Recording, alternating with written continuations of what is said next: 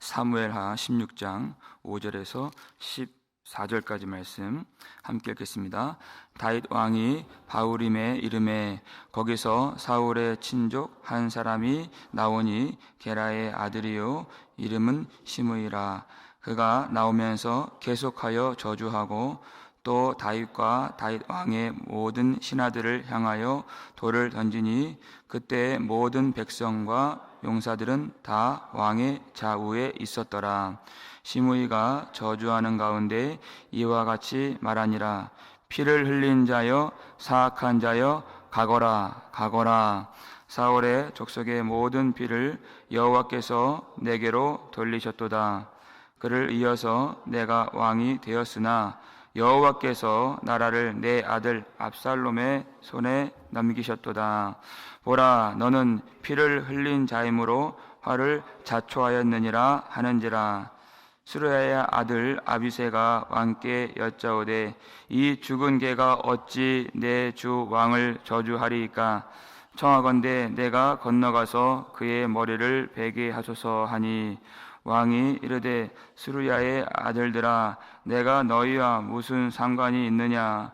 그가 저주하는 것은 여호와께서 그에게 다윗을 저주하라 하심이니 내가 어찌 그리하였느냐 할 자가 누구겠느냐 하고, 또 다윗이 아비새와 모든 신하들에게 이르되 내 몸에서 난 아들도 내 생명을 해하려 하거든 하물며 이 베냐민 사람이랴. 여호와께서 그에게 명령하신 것이니 그가 저주하게 버려두라. 혹시 여호와께서 나의 원통함을 감찰하시 오늘 그 저주 때문에 여호와께서 선으로 내게 갚아 주시리라 하고, 다윗과 그의 추종자들이 길을 갈 때 시므이는 산비탈로 따라가면서 저주하고 그를 향하여 돌을 던지며 먼지를 날리더라. 왕과 그와 함께 있는 백성들이 다 피곤하여 한 곳에 이르러 거기서 쉬니라. 아멘. 피곤한 다윗에게 시바라고 하는 사울 가문의 종이 많은 선물을 가지고 나와서 그의 주인 무비보셋이 다윗을 반역했다고 거짓말로 모함을 했죠. 우리 지난주 금요일에 살폈던 말씀입니다. 하나님은 이웃에 대해서 거짓 증거하고 또 비방하는 것을 몹시 싫어하시고 미워하신다 그랬어요. 우리 어제 디모데후서 3장 2절 말씀 보니까 하나님을 떠난 자는 부모도 거역하지만 비방한다, 그 말이 있었죠. 하나님이 아주 싫어하시는 그런 일입니다. 그 일 때문에 다윗도 하나님 앞에서 맺은 그 언약을 헌신짝처럼 버리게 되었습니다. 우리가 피곤하고 우리가 연약할 때에도 항상 하나님을 바라보고 성령으로 충만해야 될 이유가 바로 여기에 있는 것입니다. 성령으로 충만해야 그 성령의 빛 가운데에서 하나님의 언약이 얼마나 위대한가 항상 기억하고 교회를 사랑할 수 있는 것입니다. 하나님의 성령이 우리를 지켜주셔야 우리는 성령께서 주시는 힘을 공급받아서 우리의 사명을 감당하고 언약을 지키고 아버지께서 기뻐하시는 길을 걸어갈 수가 있는 것입니다. 우리가 언제든지 우리 십자가 바라보고 성령으로 충만하여서 하나님이 기뻐하시는 우리의 삶이 되기를 주 이름으로 축원합니다. 앞으로 더 많은 환난이 오고 어려움이 있을 것입니다. 그때에도 성령께서 우리의 심령을 지켜주시고 성령께서 우리의 교회를 지켜주시기를 주의 이름으로 축원합니다. 오늘 본문 보니까 다윗이 바후림 지역에 갔을 때 거기는 베냐민 지파 사람들이 살았던 동네입니다. 시므이라고 하는 사람이 돌을 던지면서 다윗을 쫓아다니면서 저주를 하는 것입니다. 압살롬의 반역 때문에 다윗의 명예와 위상이 땅바닥에 다 떨어졌어요. 많은 이스라엘 사람들이 다 압살롬에게로 가는 바람에 그의 권세도 실추되고 많이 잃어버리게 되었습니다. 다윗의 행렬이 큰 위험 있는 군대의 모습이었다면 시므이가 그렇게 못했을 것이에요. 초라한 모습으로 그리고 맨발로 그렇게 지나가는 길. 다윗이 다시 복권되어서 예루살렘 왕궁에 들어가 왕의 권세를 갖게 될 것이라고 생각했더라면 그렇게 했을까요? 그렇게 못합니다. 그러니까 이 나라의 분위기가 다 이제 압살롬이 왕이 되는구나, 그렇게 생각되었던 시절이었다는 뜻입니다. 대세가 넘어갔다는 뜻이에요. 그러니까 시므이가 저주를 하고 돌을 던지죠. 여기서 돌을 던졌다는 뜻은 그냥 이 불만과 반감의 표현이 아니에요. 이스라엘 백성들이 율법을 어겼을 때, 심각한 죄를 범했을 때 율법에 나오는 처형 방법이 돌을 던져 죽이는 것이었습니다. 그러니까 현장에서 가늠하다 붙잡힌 여인에게 사람들이 돌을 던져 죽이려고 했잖아요. 그러니까 예수님이 너희 중에 죄 있는 자가 먼저 돌로 쳐라, 이렇게 말씀하신 거죠. 그러니까 다윗에 대해서 아주 심각하게 죄를 범했다고 고발하고 있는 것입니다. 시위를 하고 있는 것이.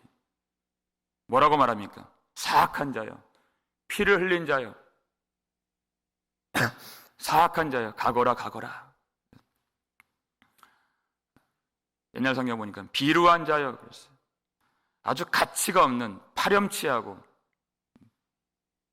도덕적으로 가장 인간 같지도 않은, 가장 밑에 있는 그런 사람을 표현하는, 욕을 하면서 저주하고 비방하고 있는 것입니다. 그 내용이 있어요. 8절 말씀 보시면 읽겠습니다. 사울의 족속의 모든 피를 여호와께서 내게로 돌리셨도다. 그를 이어서 내가 왕이 되었으나 여호와께서 나라를 내 아들 압살롬의 손에 넘기셨도다. 보라, 너는 피를 흘린 자이므로 화를 자초하였느니라 하는지라. 그가 왜 저주를 하는가? 사울의 족속의 모든 피를 여호와께서 내게로 돌리셨도다. 사울을 죽이고 사울의 아들들을 죽이고 사울의 가문의 모든 사람들을 몰락시켜서 네가 나라를 강탈했다, 이렇게 고발하고 있는 것이에요. 여러분, 사울과 그의 아들들 다윗이 죽이지 않았습니다. 길보아 전투 때 하나님이 하나님 섭리 가운데 다윗을 막아서 그 전쟁에 참여하지 못하도록 하셨어요. 근데 그의 소속이 어디 있었는가? 그때 블레셋 나라의 용병으로 있었기 때문에 사울 가문의 사람들은 그렇게 오해를 한 것이에요. 자기 편한 대로 생각한 것이면 다윗이 죽였다, 이렇게 생각한 것이에요. 다윗이 죽이지 않았습니다. 사울 가문의 마지막 등불 이스보셋 그리고 아브넬, 다윗이 죽이지 않았습니다. 오히려 이스보셋 죽인 자들을 다윗이 처단했죠. 그리고 아브넬 죽었을 때 크게 애곡하고 애가를 만들어서 불렀던 사람이 다윗입니다. 그러니까 사실이 아니라는 것이에요. 오해를 하고 있고 또 거짓말이에요. 사울은 자기 죄 때문에 죽은 것입니다. 다윗의 사악함과는 사울의 죽음과는 관련이 없는 것이에요. 자기가 하나님을 버림으로 심판을 받은 것입니다. 그리고 다윗이 왕이 된 것은 다윗의 사악함 때문이 아니라 하나님의 언약 안에서 하나님의 뜻 가운데 하나님께서 그에게 기름을 부어서 왕으로 삼아주신 것이에요. 하나님이 하신 일이에요. 그리고 하나님은 압살롬에게 나라를 돌리지 않으셨습니다. 이 일은 우리가 결과를 알지만 이 일은 다윗에 대해서 연단이 되고 징계가 된 것이, 더 다윗을 새롭게 하시기 위해서 하나님이 이 길로 인도하신 것입니다. 그리고 범죄한 반역한 압살롬에게는 심판이 되는 일이었어요. 다시 다윗은 돌아오게 됩니다. 다 사실이 아니에요. 그냥 저주를 위한 저주예요. 그리고 비방하고 모함하고 있습니다. 그런데 다윗의 반응이 아무 말도 하지 않는 거예요. 그는 여전히 왕입니다. 그 주변에는 신하들이 있어요. 장군들이 있어요. 그것 하나 죽이는 것 아무 일도 아닙니다. 그러나 아무 말도 하지 않아요. 그 옆에 있는 이 스루야의 아들들, 특별히 아비새, 길길이 날뛰는 거예요. 어찌 이 죽은 개가 내 주 왕을 저주하리이까? 청하건대 내가 건너가서 그의 목을 베게 하소서. 당장 죽이고 돌아오겠다는 것입니다. 근데 다윗이 그를 말리고 있어요. 10절 말씀 볼까요? 읽겠습니다. 왕이 이르되 스루야의 아들들아, 내가 너희와 무슨 상관이 있느냐? 그가 저주하는 것은 여호와께서 그에게 다윗을 저주하라 하심이니 내가 어찌 그리하였느냐 할 자가 누구겠느냐 하고 하는 것이에요. 오히려 그 아비새를 꾸짖듯이 그를 만류하는 것입니다. 왜냐하면 그의 말은 하나님께서 그에게 다윗을 저주하라고 시키신 일이기 때문에, 지금 하나님의 말씀을 듣고 있는데 그를 죽인다면 하나님의 말씀을 받고 있는 다윗을 대적하는 일이다. 하나님을 회방하는 일이다. 그렇게까지 얘기를 한 것이에요. 이 일이 사실이냐, 그 말이 거짓이냐, 그것이 중요한 것이 아니에요. 그 속에도 하나님이 나에게 주시는, 내 마음을 찔러주시는,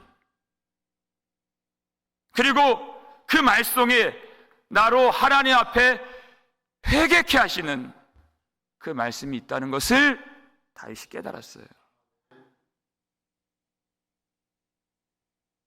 그러면서 모든 신하들도 시므이를 죽이지 말라고 못을 받고 명령을 하고 있습니다.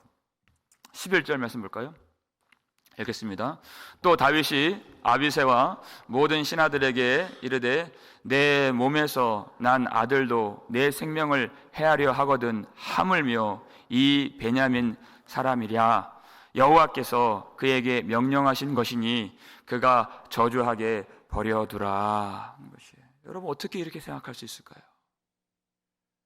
우리가 욕을 먹을 때, 누군가 나를 비난할 때 그것 자체도 참기 어렵습니다. 나는 그런 사람이 아니야.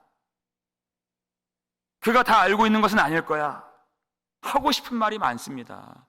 근데 그 말이 거짓말이라면, 그저 모함이라면 더 참을 수 없고 미칠 정도로 아마 억울할 거예요. 눈물 나도록 아마 원통해야 할 것입니다. 그리고 나서 이 사람 저 사람 나의 그 억울함을 호소할 거예요. 사람 붙들고. 그 말은 사실이 아닐 거라고. 다윗은 그렇게 하지 않았습니다. 그것은 여호와께서 명령하신 것이니 그 저주조차도 그 속에서 하나님의 음성을 들었다 하는 것이에요. 설령 그가 시므이 앞에서는 죄가 없을지라도, 베냐민 지파 사람들 앞에서는 죄가 없을지라도 하나님 앞에서는 자기가 죄가 있기 때문에 하나님을 바라볼 때에는 그가 죄 없는 우리아를 죽이고 취해서는 안 되는 바세바를 그가 취했기 때문에 하나님 앞에서는 자신이 피 흘린 자가 맞는 것이고 죽어 마땅한 사악한 자가 맞는 것입니다. 그러니까 그 저주를 부인하지 않고 물리치지 않고 내 억울함을 사람 앞에 호소하지 않고 그것을 있는 그대로 다 인정할 수 있는 것이. 어떻게 저주를 인정해요? 하나님을 바라보기 때문에 인정할 수 있는 것이. 하나님을 바라보는 사람은 이렇게 다른 것입니다. 이렇게 마음이 낮아진 것이. 아니라고 그렇게 울며 불며 사람 붙들고 말하지 않습니다. 하나님 앞에만 그걸 가지고 나아가는 것이에요. 다윗이 그 저주를 가지고 하나님 앞에서 어떻게 구하는지 보세요. 12절 말씀이죠. 읽겠습니다. 혹시 여호와께서 나의 원통함을 감찰하시리니 오늘 그 저주 때문에 여호와께서 선으로 내게 갚아 주시리라 하고. 아멘. 그걸 그대로 가지고 혹시라도 이 저주를 받은 것 때문에, 이 원통함 때문에 하나님이 나를 불쌍히 여겨주시진 않을까. 그것이 하나님을 바라보는 마음인 것이에요. 이 저주 때문에 하나님이 나에게 선으로 갚아주시기를 원한다는 것입니다. 사람 앞에서는 할 말이 없는 것이에요. 그러나 하나님 앞에서는 내가 주께만 범죄하여 여호와의 목전에서 죄를 범하였으니 하나님이 내게 은혜를 베풀어 주시고 근거 없는 거짓된 비방이라 할지라도, 거짓된 저주라 할지라도 그것 때문에 나에게 선으로 갚아주시길, 은혜를 베풀어 주시길, 나를 불쌍히 여겨주시길 간절히 바라면서 하나님 앞으로 나아가는 것이, 사람에게 가지 않습니다. 여러분, 다윗에게는 그 거짓된 저주조차도 하나님의 은혜로 돌릴 수 있는 믿음이 있었다는 것입니다. 정말 놀라운 믿음이에요. 누군가 우리를 비난할 때가 있어요. 또 저주할 때가 있습니다. 여러분, 그건 나쁜 일이 아니에요. 그걸 가지고 우리는 하나님께 나아갈 수 있는 추진력으로 삼을 수 있는 것이에요. 우리가 마음이 잘 열리질 않고 굳어질 때가 많잖아요. 근데 그때 더 마음이 상한 심령이 되고 겸비하게 되어서 그 힘을 가지고 주님을 찾는 거예요. 얼마나 지혜롭습니까? 하나님의 은혜를 구하는 기회로 삼는 것이에요. 아, 하나님이 명령하셨구나. 그가 한 저주가 아니에요. 하나님이 시키신 것이에요. 왜? 하나님을 더 의지하라고. 여러분, 하나님 앞에서는 전혀 틀린 말이 아니죠. 틀린 말이 아니에요. 다 받을 만한 말이에요. 아니라고 할 필요가 없는 것이. 하나님 앞에서는 사악한 것이 맞아요. 피 흘린 것이 맞아요. 왜? 우리가 우리 죄로 하나님의 의로우신 아들 예수를 십자가에 못 박아 피 흘리시도록 만들었잖아요. 맞는 말이에요, 그것이. 아니라고 할 필요가 없습니다. 그럼 그때 그 저주를 붙들고 하나님 앞에 회개하면 되는 것이에요. 하나님 그걸 원하시는 것입니다. 설령 근거 없는 비난이라 할지라도, 아, 하나님이 더 회개하기를 원하시는구나. 하나님이 더 울기를 원하시는구나. 더 하나님을 찾기를 원하시는구나. 그렇게 생각하면 가장 좋은 것입니다. 우리가 불평할 말도 없고 내 불만을 다른 사람들에게 전할 이유도 없고 하나님께만 나아가는 것이에요.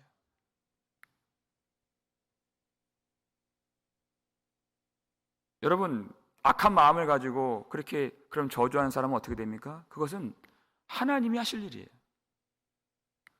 그것조차도 하나님께 맡기는 것이 믿음입니다. 여러분, 심의가 어떻게 됩니까?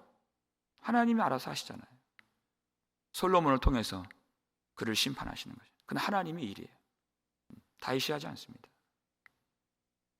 나는 그걸 가지고 하나님만 찾으면 되는 것이. 정말 놀라운 것은요, 다윗은 그 저주의 말 속에서 하나님의 음성을 들었다는 데 있어요. 그런데 이렇게 직접적으로 주시는 하나님의 말씀을 통해서는 얼마나 하나님의 말씀을 더 들어야 되겠습니까? 그렇죠?